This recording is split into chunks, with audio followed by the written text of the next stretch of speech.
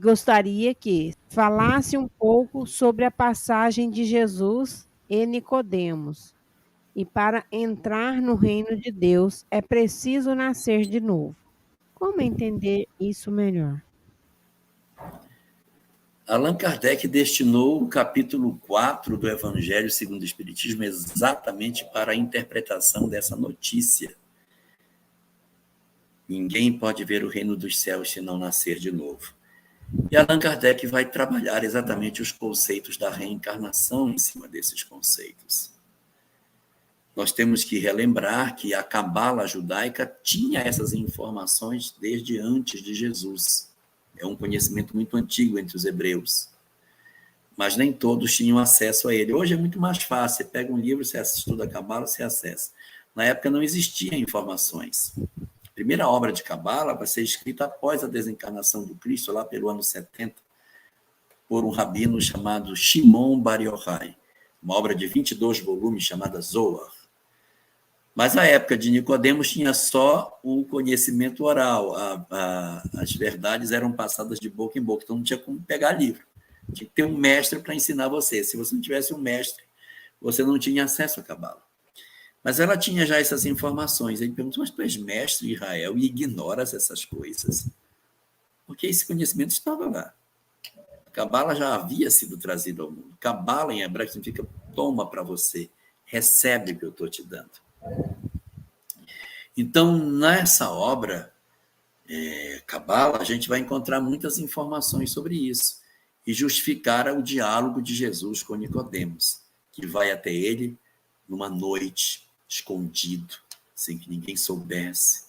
Aproxima-se de Jesus e começa o diálogo fazendo um elogio. Senhor, todos sabem que tu és mestre em Israel, porque ninguém faria as coisas que tu fazes se não viesse da parte dele. Não há nenhuma pergunta no que ele fala, apenas um louvor a Jesus. Ele, um fariseu, elogiando Jesus.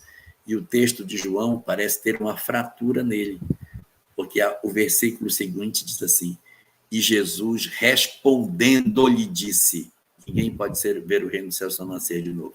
Respondendo, e cadê a pergunta? Não tem pergunta, é resposta sem pergunta, porque Jesus coletou na cabeça de Nicodemos o que ele queria perguntar, e antes que ele indagasse, já deu a resposta de princípio para ele.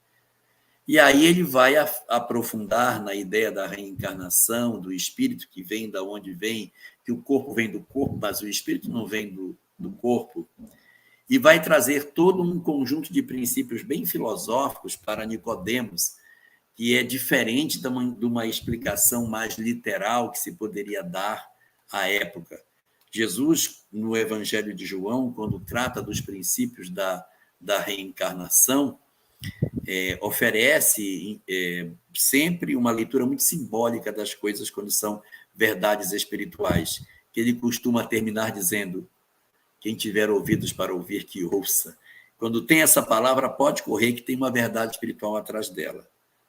Mas a parte mais bonita da história de Jesus com Nicodemos não é isso.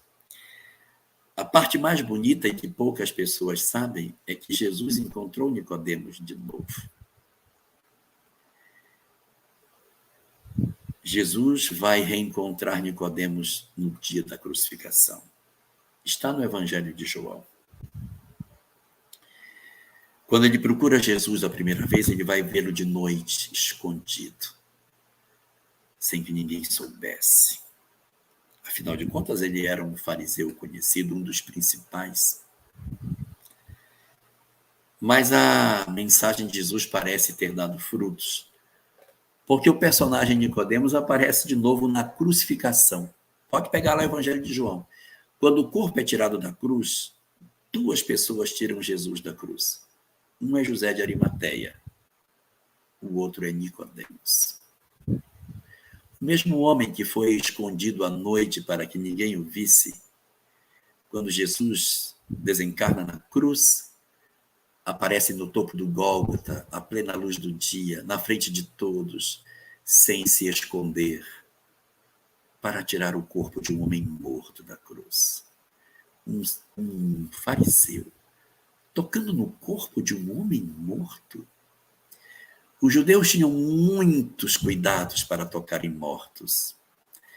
E ele se expor para ir retirar o corpo de um homem que foi sentenciado à morte por ser considerado alguém que era uma pessoa de má vida, era expor demais o seu prestígio como fariseu.